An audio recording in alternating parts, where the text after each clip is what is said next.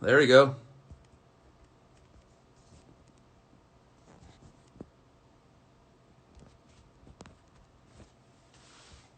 Okay. There we go. Now we're cooking. Hi, Anna. Welcome to the live.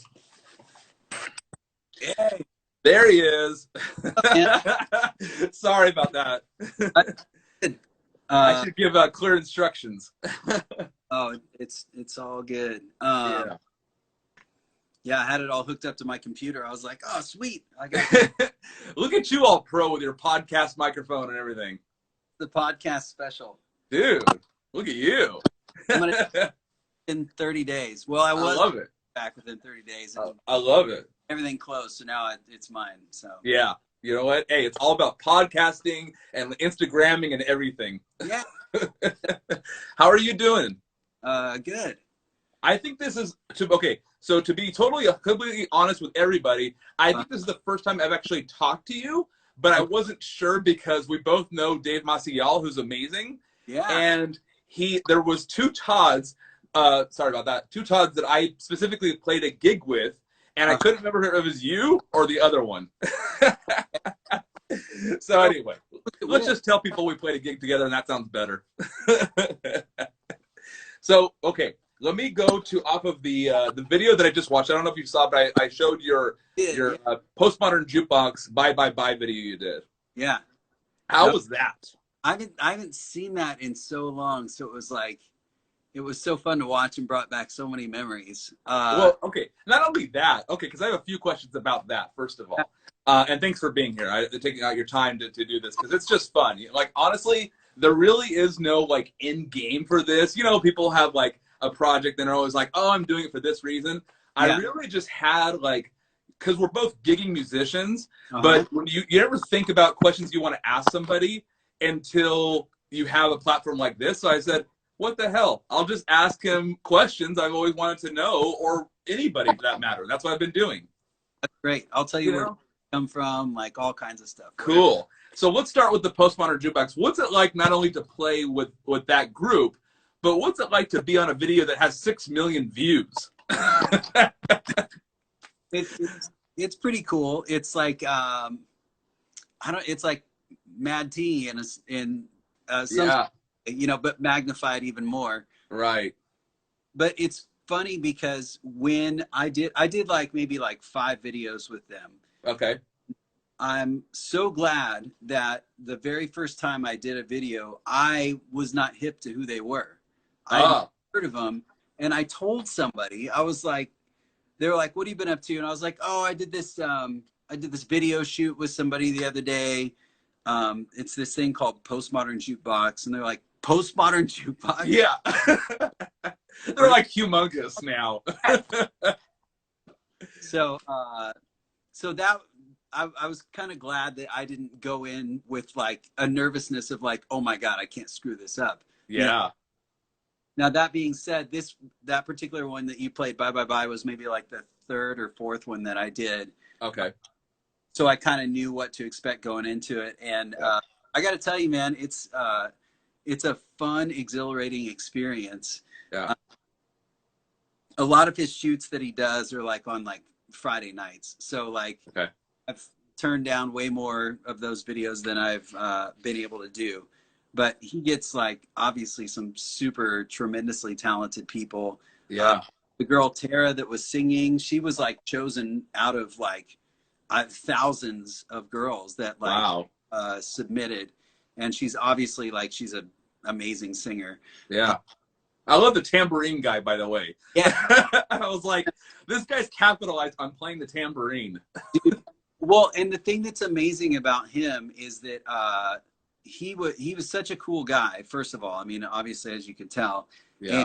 uh, I was like, "Hey, are you down to do some choreography in this video?" Because I Yeah. kind of right off the bat that this guy was like low on inhibition. Yeah. Yeah. Cool. We're gonna be like partners in crime on this. He's like, "Yeah, what'd you have in mind?" And so I did this thing that this guy, I think I picked it up from George, who was a guy that I played with all the time at Mad Tea Party. Yeah. And so I was like, check this out. And so me, him, and the bass player did the choreo. But I came to find out later that he like, well, he played bass on like America's Got Talent or something like that. And he said, Wow. I don't even know how to play bass. He's like, I was just like being like, as, um, then I come to find out also afterwards that he was like nominated for a Grammy for like a kids album. So Wow. it's funny, like you look at him, and this is so typical of like everybody in the music industry or entertainment industry. You think like, wow, this Yeah. guy's like really good at tambourine, but like there's like he has like a million other facets to him, and like he's Sure. just a Sorry about entertainment that. powerhouse, you know. Just happened to be playing tambourine that day. Yeah. Yeah. He's just so much fun to watch. And that's really, I mean, entertainment is what it's all about in this genre, you know, or whatever. It's what it's all about. So it's good for him, you know. And it's funny. But what is, what was that? Sorry. Oh, I was gonna say, I was noticing this is like a self-conscious thing, but watching over the video, like there's like 2 or 3 spots that are like guitar features in there, right? Where I'm doing like kind of the style thing, and there's one particular like it's kind of like a guitar solo right before the bridge, I think, where they break it down like time change or the field change. Yeah. And I was like, he's like, yeah, so I just want you to like, you know, take a couple of bars. I was like, okay. And so I Spotify, and I was like, okay, we're doing like an NSYNC song. So I went on Spotify to find other NSYNC songs, and the one that like grabbed me was "Would You Be My Girlfriend?"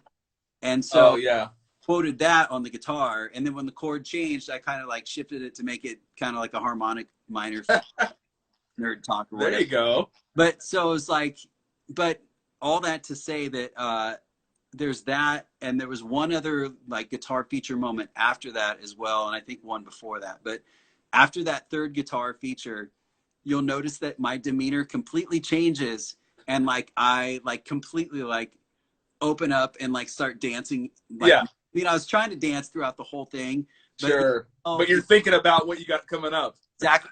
Really, you can tell that I'm like in my mind. I'm like, oh god, don't screw it up, don't screw it up. I'm just like, yeah, all right, okay. There you go. So give us the whatever you can say. Give us the little backstory of how that came to be.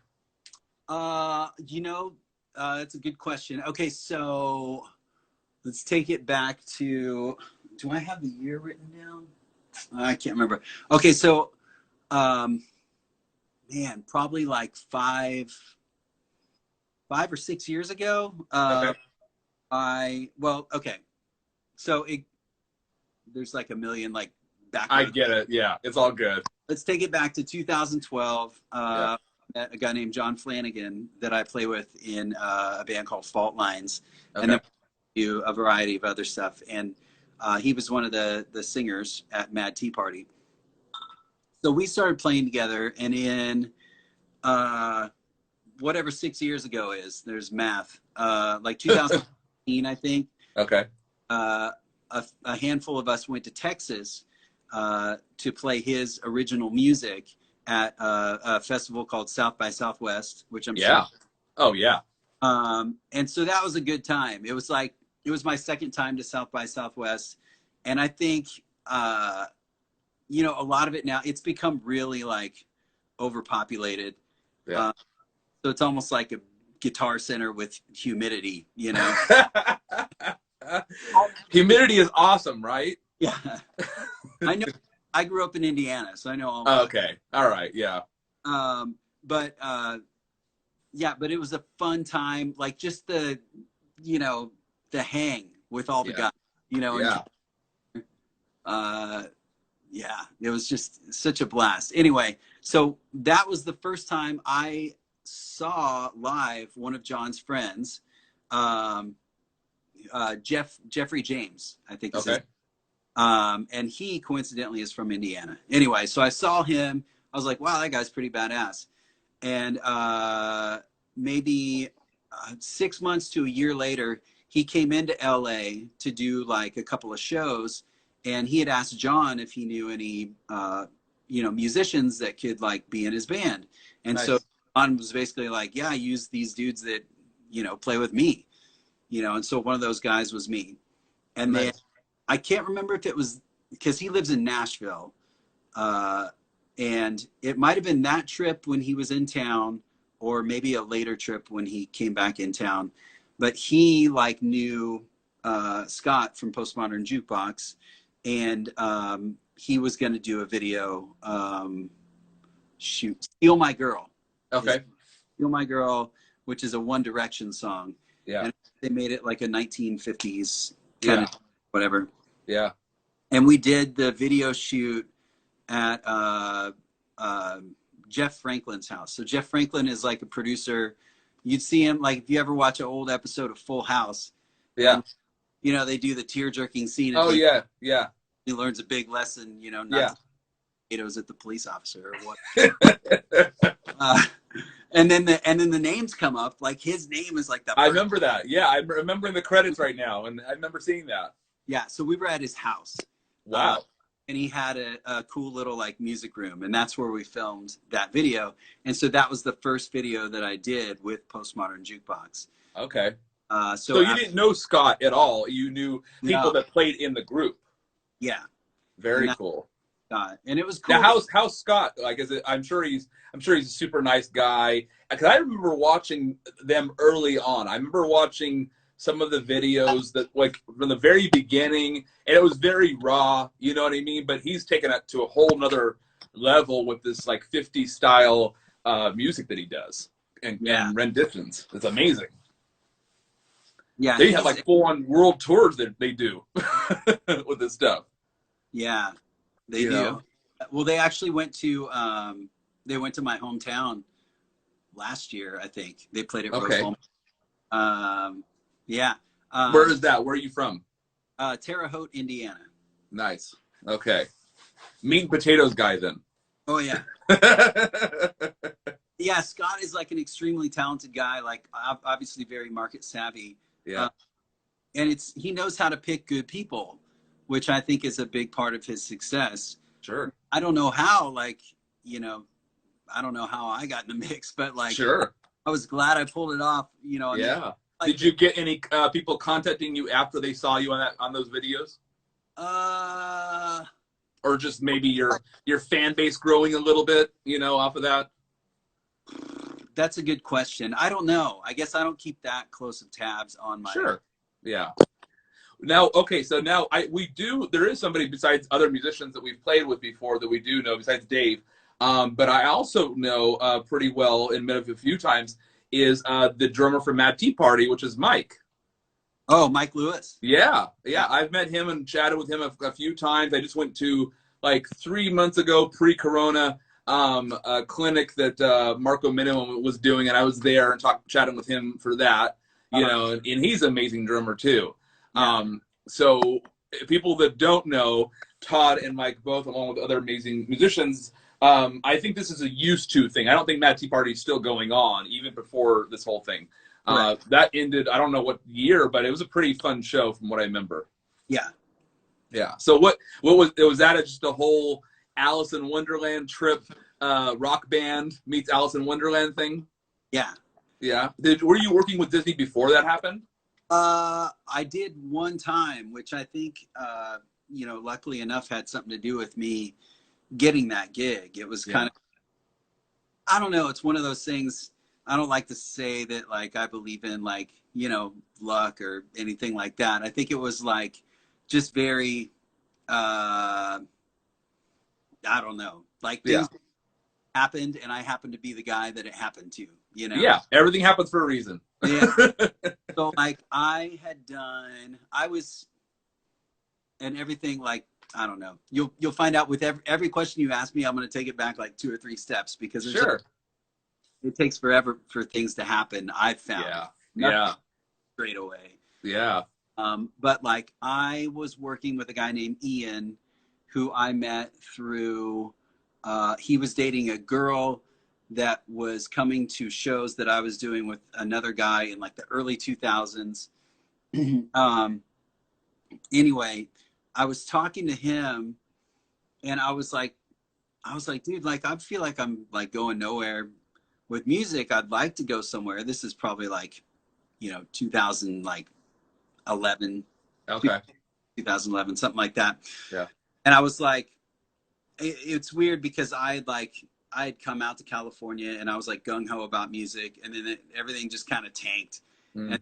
I slowly started like this, like, uprise kind of thing. Yeah. So I said, do you know anyone that I could like, just meet with or like whatever? And he's like, yeah. He's like, there's this guy Yogi, that's like a great guitar player. He played with Buck Cherry, and he's toured with like Alanis Morissette and Chris Cornell. Wow. He's like, you should talk to him. I was like, okay. He's like, Sure. I was super nervous, but I called him, and like, there's something to be said for like, the hang and just like people's personalities, because like within like 7 seconds, I was like, why was I worried to talk to this guy? Like this guy, he feels so at ease. And so I started taking lessons from him, because I wanted things to happen. I'm like, I want to be like, I don't know if you ever heard the quote, like, you are the average of the 5 people you spend the most time with, So I was like, I want to get. I haven't, but that's an amazing quote. I love that. Jim Rohn is the guy who said it. I love that. That's cool. Yeah. So I was like, I want to be like, more like someone like this.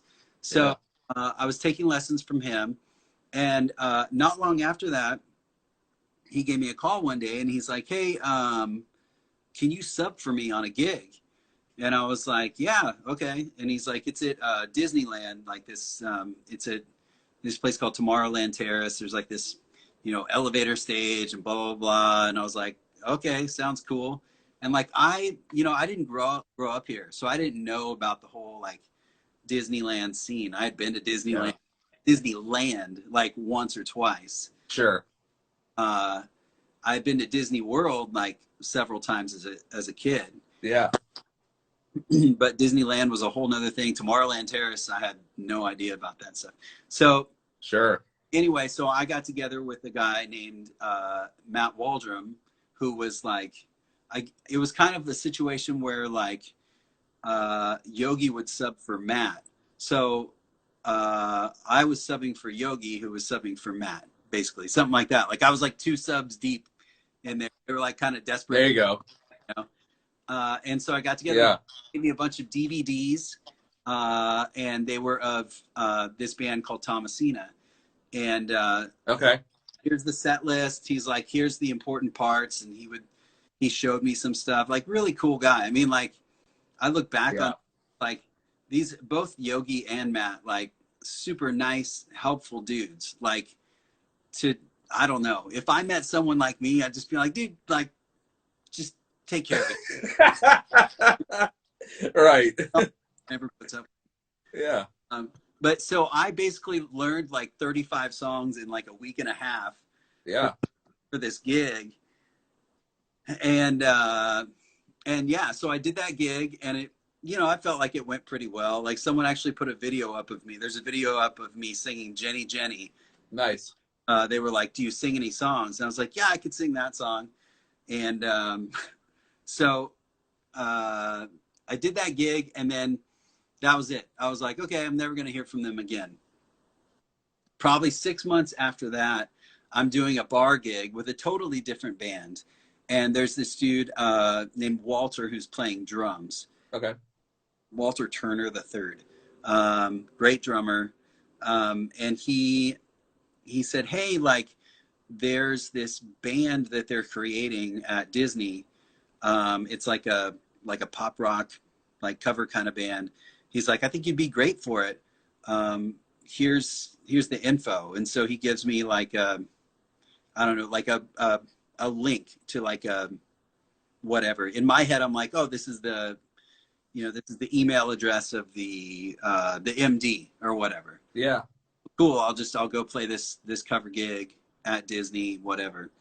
And so I click on the link that he sends me, and it's just like this general casting call Disney, and I'm like, oh God, like That's You and like, 500 other guys trying for the same part. exactly. Like, I'm the worst. Like I've auditioned for like several things, and I Yeah. never like. I'm just like if I feel like, and this is maybe just a little conspiratorial, but Okay. like if you have to audition at an open call, like you're probably not going to get it. I started Right. going to like a bunch of other auditions that it was like merely a formality and maybe like a legal thing that they had to do. Like the label said, no, you have to have open call auditions, or maybe they're trying to just, you know, get the word out by like auditioning a bunch of bands or Yeah. so the musicians start talking about this band, you know, and Yeah. maybe part of the marketing plan. Like Yeah. this is my Oh, my buddy said he knows Walter. He's in Texas now.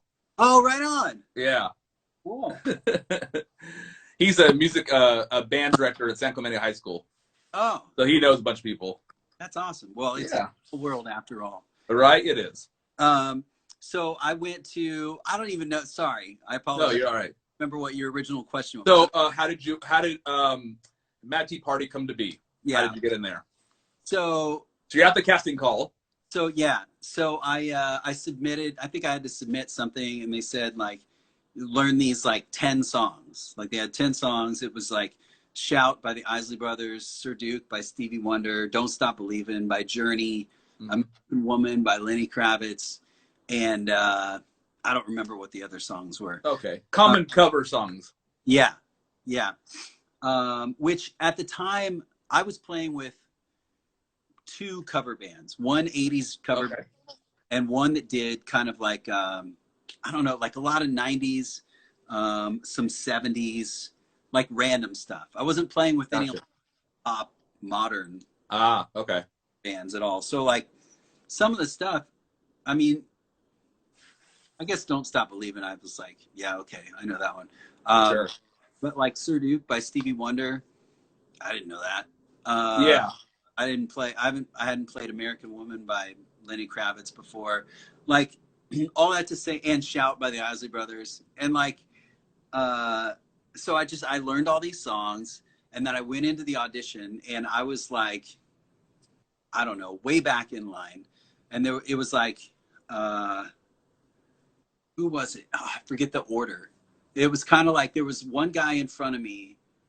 I mean, obviously there were a couple of hundred in front of all of us, but one guy, me, somebody else in the middle, and then like the person two people back was a guy named Johnny Gomez, who also ended up getting the gig, and like now like I talk to him all the time. Like I love that guy. That's cool. I mean, he's an amazing guitar player. Yeah. But it's so funny to think about because he had long hair back then, and man, it was weird. And we both thought, I think we both thought that this other guy was going to get the gig. And we didn't know that they were going to pick, well, I didn't know they were going to pick multiple people. Yeah. And I heard this guy, I think it was after me, like this guy that was right between Johnny and I heard that guy and I was like, oh man, like that guy got the gig. I'm not going to get it. Yeah. So anyway, but while I was waiting in line for the audition, you could hear inside the room, and they were only hitting like Sir Duke. They wanted to make sure that everyone could play the dum. Yeah. And so everyone in line is like listening, and you just hear these like, you know, guitar strings, like unamplified guitar strings. Everyone practicing it. You know. Yeah. So, and of course, you know, I was doing the same thing. Johnny was doing the same thing. We're all just like, Yeah. not worried about anything else, just the Sir Duke line. So while I'm waiting, I remember while I was back in line, this guy comes out of the audition room and goes across the hall to grab like a power supply. And I was like, I think that's Matt. And Matt was the guy, Matt Waldrum, the guitar player that kind of trained me for the Thomasina gig. Yeah. And I was like, no, that can't be. And they said, if you played at Disney before, and I wrote on my audition, you know, yeah, I played with this band, Thomasina, thinking that like, they were going to be like, okay, well, we've never heard of this Thomasina. Like in Spain, like, you know, Disney is like this huge thing. And like, right, yeah. whatever I had done, like, probably didn't mean anything. Yeah, here's this one group, and we're not going to remember that. Yeah, exactly. Like, totally, Yeah. you know? And so I finally, like, when I walk in the room for the audition, Pat Leon is on drums, who's the drummer for Thomasina. Yeah. Who was on bass, who was the bass player from Thomasina. I think John Kubas was on keys, who was like a keyboard player for Thomasina. Yeah. It's basically like Thomasina's band was the backing band. Wow. And so that's, for me, I feel like that was extremely lucky, because it's like you've got a bunch of people, you know, let's say you've got 200 people that walk in the room, you know, maybe you have like 100 of them that can play well. You've got 75 that can play these songs well. And then, like, you know, you're looking at, okay, do I like their look? Do I like their performance style? And then the thing that puts you over the top is, do I know them? Can I trust them? Do I know that they had learned 35 songs before and played them? Yeah. It didn't make a fool of us, you know? Yeah. And so it was great. And, like, you know, it didn't hurt that I feel like I'd kind of hit it off. I mean, they were super nice guys, but, like, I feel like I'd, you know, hit it off with them when I did the Thomasina gig. Yeah. But again, I don't know, they're awesome dudes. It's like, if you don't hit it off with them, like, you're a real jerk. Something's wrong. So me and Dave Maciel, we actually are in the works right now. We're coming out with a podcast because why not? And it's called Two Musicians and a Microphone. Okay. You know, kind of a play on the hip hop tune. And we are just talking about musician stuff, you know, amongst everything else, but it's very musician oriented. So it'll be fun. But we were talking about that literally last night, about how this business, and this goes out to anybody wanting to be a musician or is currently a musician and trying to gig and everything like that, not even half, 3/4 of the battle is just being a nice guy or girl. Yeah. You know, like, nobody wants to hang out with a jerk or work with them. Unless you're a singer, then it's like yes. Well, they're on a whole other level. We talked about that. Yeah. Yeah, they're a whole other beast on their own. Yeah. You know. So we talked about that. It's like, you know, you could be the craziest drummer in the world and a shredding guitar player, but if your attitude sucks and you think you're all that, like, people don't really want to hang out with you and play with you. Yes. You know, for a 4-hour, 5-hour, 6-hour gig, you know. So an attitude makes everything in this business. Absolutely. And I got a perfect quote for that. Oh, nice. My buddy Shane Browse, who I think he's watching, because I saw him, like, post a question. Oh yeah, I saw him earlier. Yeah. He said this to me multiple times. He's like, it's not what you do, it's how you make people feel. Nice. And I think that's kind of the whole thing, like, just what you're saying right there. It's all about the attitude. It's all about, you know, the vibe at the end of the day. I mean, like, there he is. He said present. That's that's another one I got to write down for sure. I love that. That's awesome. You know, what how was your performance level at that point? Once you finally got chosen, you're in the Mad Tea Party. Did you have to up your performance game? Because that's very entertaining performance aspect, you know, that kind of group. I mean, they have the costumes and the stage lighting and everything else to help you out, but did you have to up your game with performance aspect at that point, or were you already used to that? Yeah, no, I did. And it was, it was funny. I don't know how I pulled it off at the audition. Like, I don't think I slept the night before at all. Yeah. And I almost didn't go, which is, you know, funny to think about now. But because I was just like, oh, it's a big cattle call. Like, this is stupid. It's crazy. And one of my friends, Nikki, talked me into it. She's like, no, you've got to do this. Like, don't be an idiot. Like, just go for it. What's the worst that can happen, you know? Yeah. And so where was I going with that? Mad Tea Party about the performance aspect of it. So I was gonna say all that to say that I was probably in a bit of a daze and like a coffee high, like when I was Okay, doing the audition. So I was just like, sure. ah, Let's go. Yeah. you Yeah. know, like the casting director lady was like, "Do you have three brothers? You know, for like the other like instruments? Right. We love you." And I was Nice. like, "Cool." I was like, "Wow." Nice. First time anyone's ever said that. Like, okay. That's awesome. Yeah, but I remember there's weird situations you run into. I just thought about right now. There's weird, like you said, like you don't want to believe sometimes, like, oh, it's the right place at the right time, but literally that's how it happens. yeah, And like missing opportunities sometimes. I know my brother's friend who's an amazing drummer. I can't remember his name because he's his friend. Not really. I know him, but not really that much. yeah. And he was telling me the story about, he kind of kicked himself in the ass one time. He got a call from a friend to come audition drums for a band at this like warehouse, right, in LA somewhere. And he goes, well, what is it? And he goes, oh, it's like a rock. It's a female fronted rock project, kind of like punk rock, whatever. And it's a female singer, and they got a couple good songs or whatever. And he goes, I'm not really into like female singers. So he turned down the gig. You know who the band was? It was Paramore. Ah, I knew it. So he turned down the chance to play with Paramore as their drummer, and that's how it goes. And he didn't know, because you don't know when these bands are small, like where it's going to happen or where it's going to go. Yeah, so I'm sure you made friendships with all the people you play with at Mad Tea Party and play with them. Yeah, and I was going to say that, like, when it comes to, like, tie in your last question with this one, the whole, like, it's funny, Robin, who was one of the guys who, like, really had a big hand in, like, the way that he was, like, the show director, like, what the show looked like, and, like, handled a lot of, like, just liaisoning between, like, the dreaming and the, like, the actual thing. You know?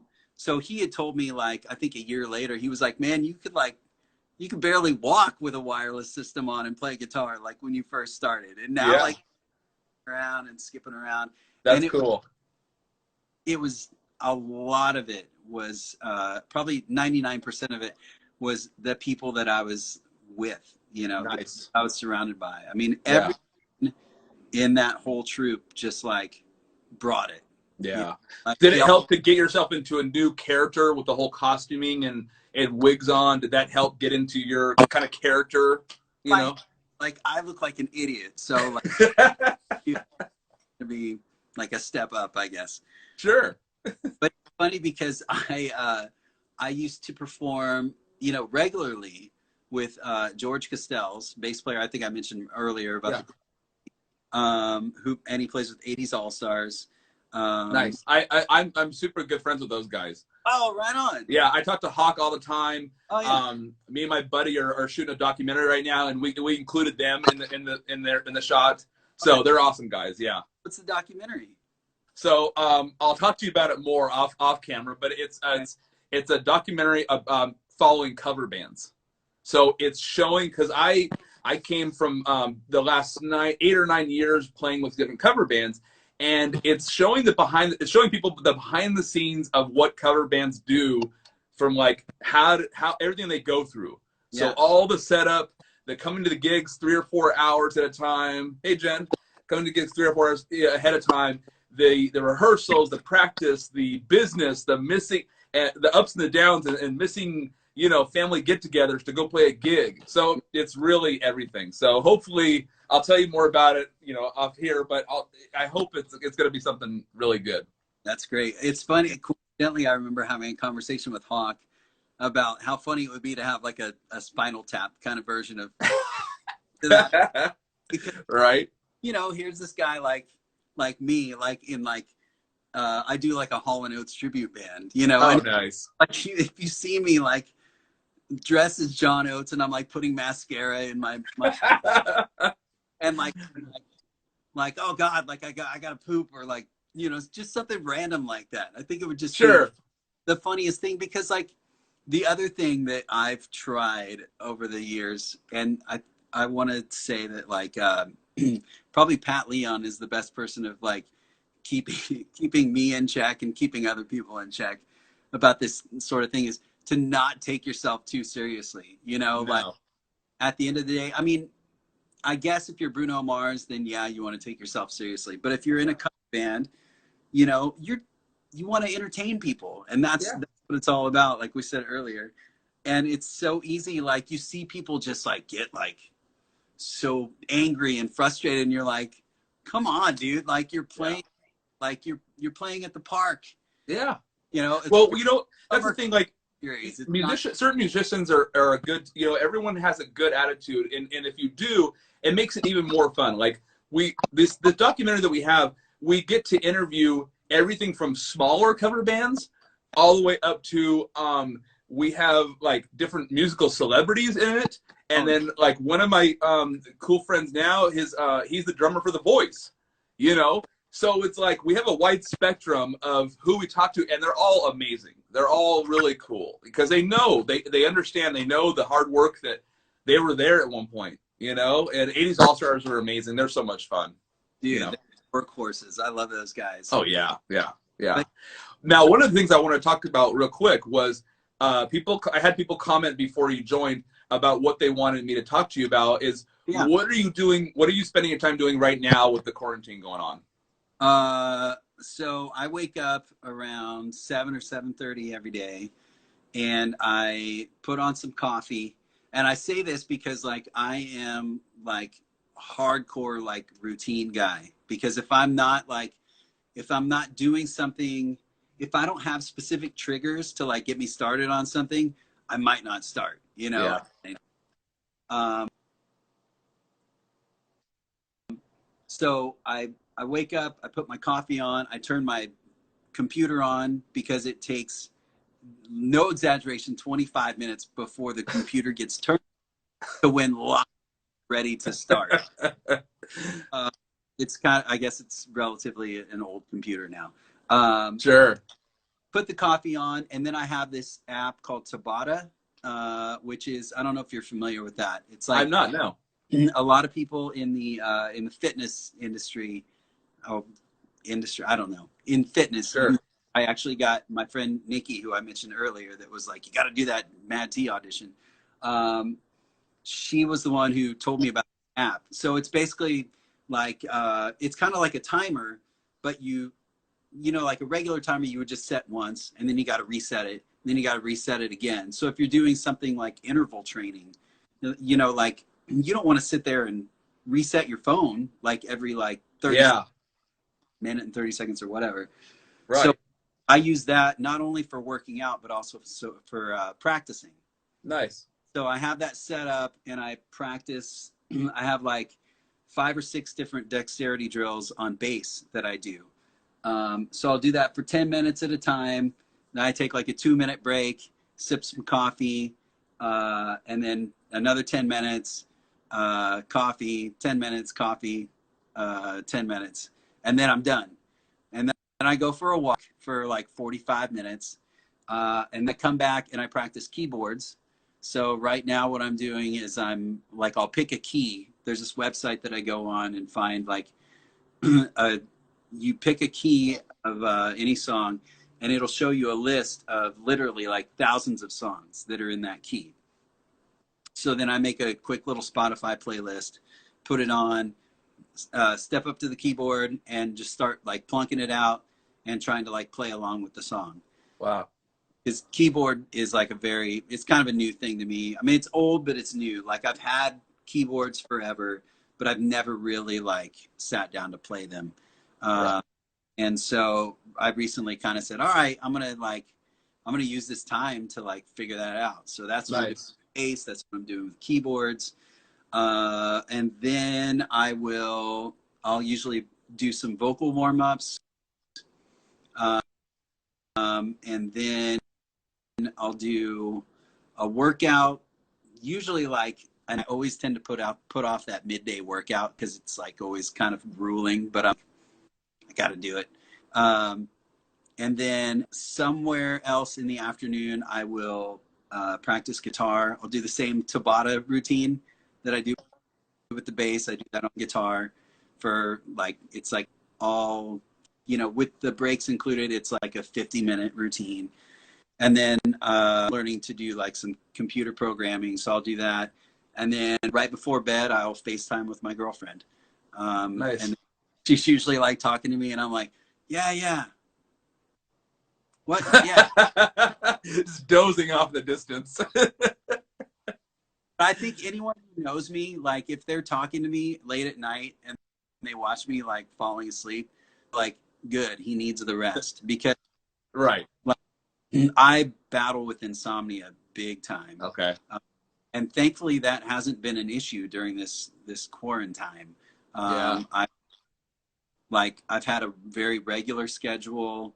Like I haven't had like, I've had one half glass of red wine, and I started falling asleep while drinking, and that's why it's only a half glass that I had.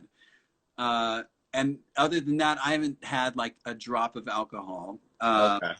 So like, there's nothing like crazy going on inside of me, like chemically, you know? Yeah. I feel like every day I try to make sure that like, I feel like I'm doing everything I can to make my life better in the future. Yeah. Well, they say if you work out in the morning that you're going to sleep better at night. Yes. You know, I don't know enough about insomnia, but hopefully that would work out the same. Yes. You know. Which reminds me, the only other thing that I do is I take like a hour-and-a-half walk/run. Okay. In the evening. Nice. Now, does that make you tired, or does that get your energy back up? Because I know if I go to the gym in the morning and I work out, or even at home, my energy will be up after that. Mm-hmm. So does that make you tired at night, or does that get you up again? I think it makes me wired for a while, but then like, you know, I eat afterwards. So then that like takes away some of that energy. Okay. You know, then the sun goes down and like, I'm just starting to chill, and it's, you know, a few more hours that go by. Yeah. Now, I'm sure you're the same way. You can attest to this, what I'm going to say, but musicians, it should be in the our handbook that we have that's saying, just so you know, you're going to stay up late and you're going to eat at about 3 a.m. How many times did you like have to break that rule where you're up late from a bar gig, you're getting home at 2 or 3 a.m, and then you end up, you're like, well, I'm awake, so I want to eat, and you have to break that cycle. Yeah. You know? Yeah. If there were, like, if you know how Starbucks has that app where you get gold stars and all that. Yeah. They had that for Del Taco. Like, I would be the president of Del Taco.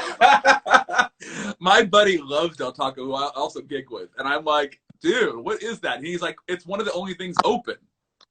Yeah, it really is. Like, there's nothing like, you know, there's not anything healthy. So you go for Del Taco, you're like, yeah, there's there's lettuce shreds in there somewhere. There's tomatoes. That's got to be good, right? Tell people that work out eat a lot of chicken. But yeah, I'm still not sure if that's beef or not, though, to be honest with you. I don't know what that is, but it's something.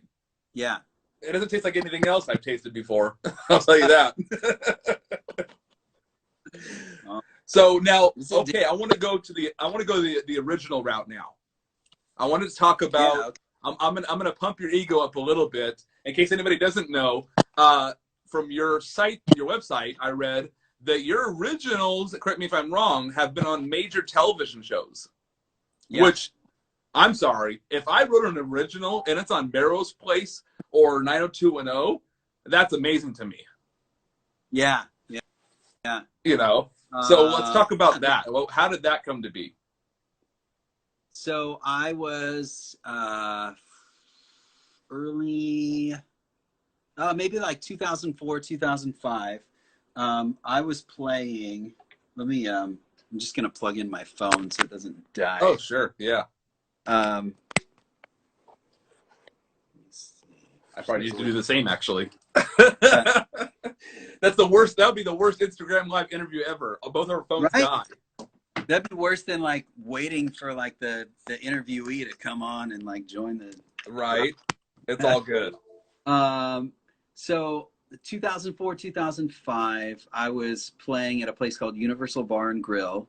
Okay. And I was playing original music with this guy. Man, I just want to take it back another step. It starts from somewhere. It's okay. Go to the root. It always does. So I was in this weird phase of my life where I was like, oh, I'm going to do some acting. And so I started like running with a different crowd, like, you know, some actresses and actors and stuff like that. Yeah. I guess they're all technically considered actors now. That's the proper thing to say. So I got into doing this, what's it called? Not closed circuit TV, but what was Wayne's World? Like, Okay. public broadcast or something Yeah. like that. Right. Basically Right. where someone can like go and like, you know, rent time at a TV studio. Sure. I think it's like a public broadcast. That would be a good term to use. Yeah. Yeah. So it's that sort of thing. And so I got involved with something like that. And afterwards, one of the other actors and I were like we went out for a drink after the shoot, and we were just talking about like, you know, what we want to do. Cable access, yes, Shane. There you go. Shane is so Shane clutch. knows. Public access. Yes. There we go. So we're just like talking about, you know, what we want to do in the future and blah, blah, blah. You know, I was much younger then. So I had a lot of future ahead. Sure. So, yeah. I forget, but obviously I was, you know, talking about music and stuff. And this girl that was sitting like right behind us said, "Hey, like she's like, I'm sorry, like I'm not trying to eavesdrop, but I heard you say something about, you know, music and blah blah blah." She's like, "I think this probably sounds weird, but you should meet my friend Mark." And I was like, "Okay." And so she like gave me like this dude's number, and it's a guy named Mark Latham. And so I called him up, and we basically like, you know, got to know each other. And it was, both of us were kind of doing the same thing. You know, we were guitar players, but we also had our own original projects. And so we kind of like struck a deal like, hey, like I'll play in your band, you play in my band, like, and we'll just have a good old time and help each other out. And so it was really cool. And I met a lot of people through that, including that girl, Eva, who was dating Ian, who introduced me to Yogi, who introduced me to the Thomasina band that got me. Wow. It all lines up. It always goes back. It's crazy. Yeah. So, and now I forgot why I even started the story. So original music on those major television shows. Yes. So, okay. So we were doing a gig one time in Universal City, like I said, at Universal Bar and Grill. Yeah. And this guy comes up to me afterwards and he's like, "Hey, I produce music and I really like your stuff." This guy named Rob Valier. And he actually had been nominated for like a Grammy for something. So it was really random. And I was like, you know, honored that he was like, you know, "Hey, I want to like get to know you and like, you know, do some music with you." And I was like, cool. Yeah. And so he was starting his own band. And he coincidentally, you know, even to tie it all together further, like he knew Yogi.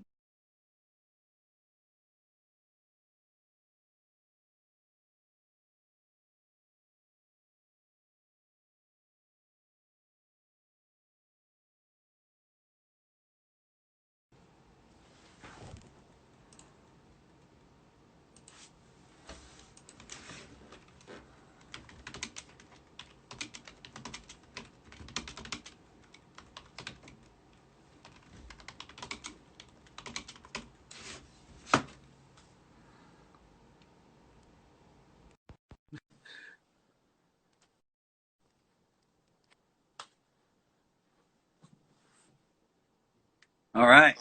That's Dude, I Instagram. love social media, but I hate it at the same time. Yeah, right? I love how they're like, "Oh, you're having too much fun. Let's cut your ass off." Yeah, yeah. Sorry about that. All good. Yeah. So you're talking with, I think you met Ian at that point, and they're talking about maybe getting music for something. Yeah, Rob. When I met Rob, and Okay. he had his own thing going, and so we started playing together. and I had told him like, hey, I want to do an album of my own. I want to do a solo album. He's like, great, I'll produce it. So he helped me like, you know, put all this stuff, all these ideas. He like got musicians for me, and so I recorded this album, and then got that music to a couple of his friends, one of the drummer's friends, and these guys were all, you know, connected basically. So, you know, one person was able to get a couple of the songs. I think I got like 3 or 4 placements on like the DVD collections of like Melrose Place and 90210. Wow. And then one of my songs was used as like a national promo for Ugly Betty, if you remember that show. Yeah, I do. And then I met this actress who I played in the band with Shane. And we did a song, and it got placed on a TV show that she was on. And then we've written another song since then that's it was just recently in a Hallmark movie, and I think it's going to be in something else soon as well. Wow. Now, do you get I'm sure you get some kind of notice saying, hey, just so you know, we're going to use this in this production or whatever. Yeah, it's usually like, you know, the Sync Place people or whatever will be. And then, yeah, and then I open up my mail and it says, or I get an envelope from BMI and there's a check, and I'm like, oh, sweet. Right? It's still going. That's the dream. It's really great. And like, I don't know, I think, yeah, that's. So was your original material, was that very poppy stuff you were writing at that time, or is it just, what kind of genre was it? John Mayer ripoff genre, I think. Oh, hey, nothing wrong with that. Like, this was like the days when like John Mayer and Jason Mraz were at the top of the charts. Right. So that's exactly, I think, what my stuff sounded like. Yeah. That instead of like, I don't know, random other things. Right. Yeah. And they're like, oh, we can get this guy cheaper. Let's use this. Yeah, that's the thing. I don't mind. It's like sound-alike stuff. Like, I would love that if I were doing like like that on a regular bit. I'm sure I would get sick of it after a while. But like, if I had like, you know, a fifth of my life was like doing sound-alike things. So like, we want a song that sounds like this. I'm like, great. Right. Like, I love that. That's what I do in cover bands, you know. Yeah. Have you ever done songwriting for anybody? Have I done songwriting for anyone? Yeah, like maybe you written something and you're like, I don't know if it would sound good for me, or and somebody else wanted to sing it or something. Yeah. Yeah. I did do that. Nice. Ironically enough, there's a song so there's this band, you know, Fault Lines, I had mentioned, that I play with. Yeah. And so I wrote a song because, you know, we were a band. So I was like, okay, I wrote a song for the band. Yeah. You know, I don't know who's going to, you know, which one of you guys are going to sing it, because it's like a male lead singer, a female lead singer, and then I just do whatever. Yeah. And like, they're like, yeah, we listened to the song. We really like it. I think you should sing it. Well, I'm like, okay. So I wrote a song for with someone else in mind, you know. But then you ended up doing it. And then I ended up singing the song. That's funny. I'm trying to think. I think I've sent maybe 1 or 2 other things to other people, but nothing became of it. But oh, thank you, Holly. Oh, there you go. That's awesome. Yeah. So so let's pretend in a perfect world that that COVID ends in 2 weeks. Everyone wants to know what you're going to be doing. Where are you going to be playing? Where's your next gig going to be? Man, that's a good question. Or what were you doing before this happened? So before this, I was playing with a handful of like, you know, corporate wedding bands. Okay. VIP's Entertainment, headed up by Alistair Tober, is like one of my big ones, and those guys are awesome, full of great people. And Alistair's a super motivated guy. Yeah. So there's that. West Coast Music, I work with a lot, and then American Events Network. They're also like super cool people. Yeah. Like, Have you used this time to write any originals at all? yeah, Very cool. a little bit. I've written, actually, Alistair, who I just mentioned, and I have been like kind of we've been co-writing some songs. Very cool. So I don't want to say too much about that yet. That's okay. Uh, Would you mind? I know the best thing about this is when I have someone who can perform something, you know, not like a drummer or whatever, but somebody who can actually sing or even play something. So would you want to play something right now? What do you think? Sure. Yeah. Why don't you, whatever you want to play. You can play one of the originals or you could play a cover rendition, whatever you want to do.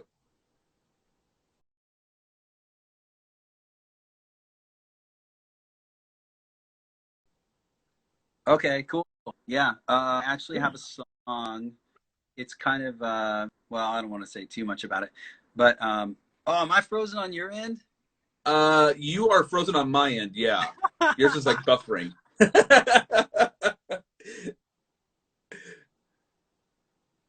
Okay, that's better. There you go.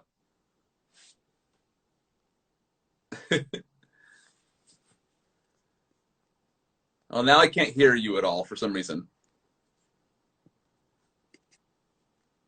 I want to make sure that we get this going before you start playing.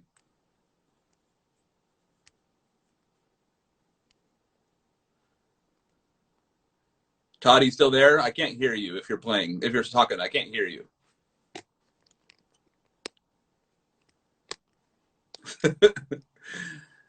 You know, technology and musicians don't go hand in hand all the time.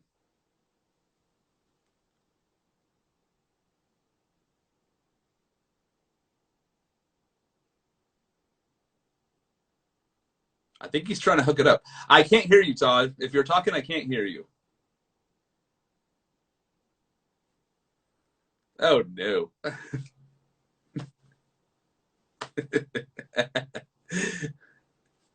Let me reconnect you. How about that? Okay, I'm gonna get Todd back on. Here we go. Okay, I want to re-add him and see if that helps. Yeah, there's no sound. All right, can you hear me now? Yes, now you're good. Sorry. That's the universe's way of saying, no, we don't want to hear your song. Right? You know, we will prevail. Instagram cannot shut us down. All right. This guitar's been sitting here all day.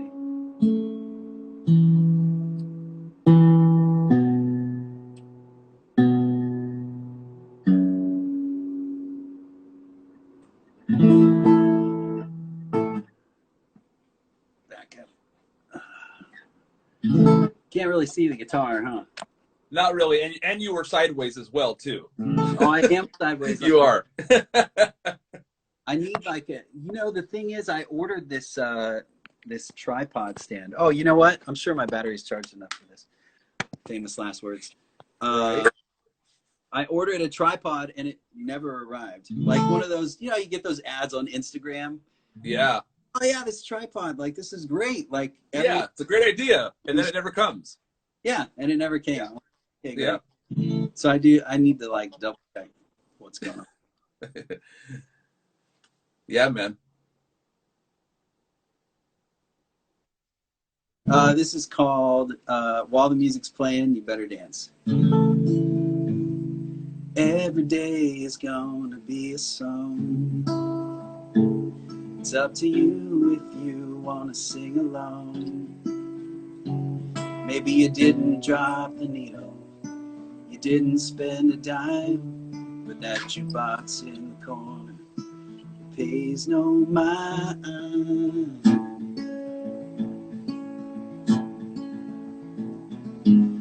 She walked in the room, it was like lightning crashing down. His spirit leapt right out his chest, and butterflies swirled around. 2 empty seats right next to him, for her and her best friend. And history was made as they talked till 2 a.m. One chance to get it right. yeah, we only get one life. He said, some nights they just feel like a song. It's up to you if you want to sing along. Maybe you didn't drop the needle, you didn't spend a dime, but that jukebox in the corner pays no mind. And if you don't have a partner, you just hit the floor alone. You might get into something that no one would condone. You may not give a damn right now, but trust me, take the chance. While the music's playing, you better dance.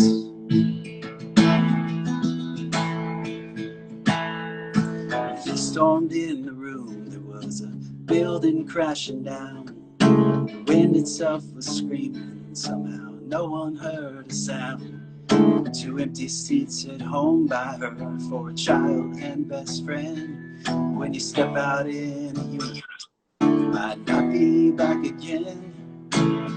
One chance to do what's right. Yeah, we only get one life. Some days they play out just like a song. It's up to you if you want to sing along. Maybe you didn't drop a needle, you didn't spend a dime, but that jukebox in the corner that pays no mind. And if you don't have a partner, you just hit the floor alone. You might get into something that no one would condone. You might not give a damn right now, but trust me, take a chance. While the music's playing, you better dance.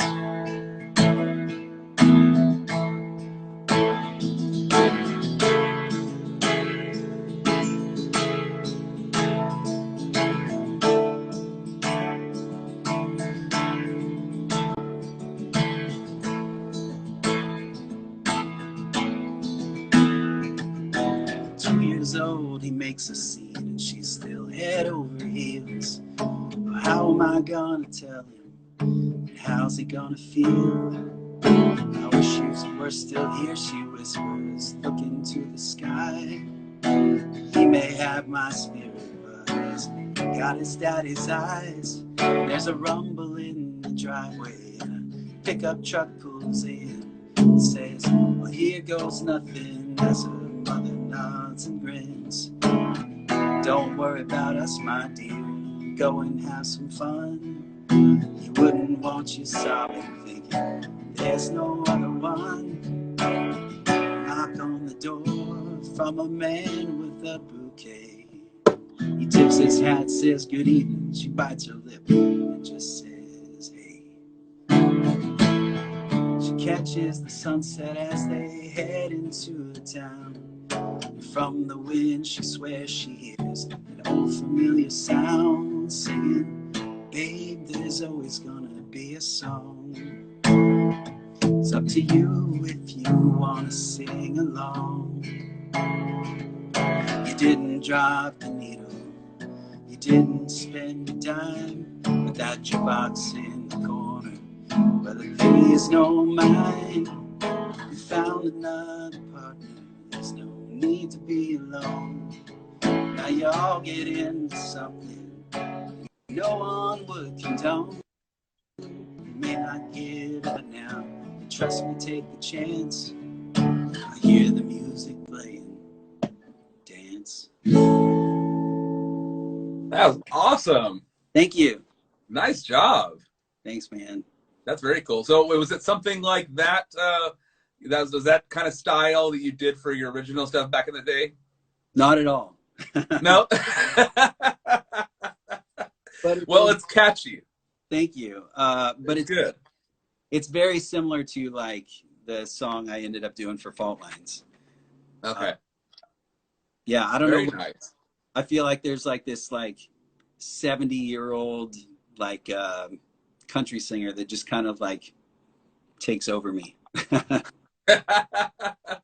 That's not a bad place to be. Yeah. Awesome. Well, I'm going to end it on that good note. Todd, it was amazing talking to you and getting to know you a little bit more. And I hope our paths cross eventually sometime. Likewise. And we even get to play together. Who knows, you know? So you're an awesome dude, and keep plugging away. I know you can find everyone, if you don't know, you can find Todd on toddmccool.com, right? And he's all over social media, I'm sure, everywhere. And he'll list when he's playing and everything like that. And people love your originals. So release your originals. Go and record them and release them because people love them. Right on. Thank you. All right. Have a good one, dude. And I will post this. I'll do a recording of it, and I'll post this on Facebook so you can share it with whoever you want. Oh, right on. Thank you so much, Rocky. Yeah. Really No problem. Yeah. Have a good night, dude. Peace, and for watching. All right. Thank you. Yeah. All right. Bye-bye.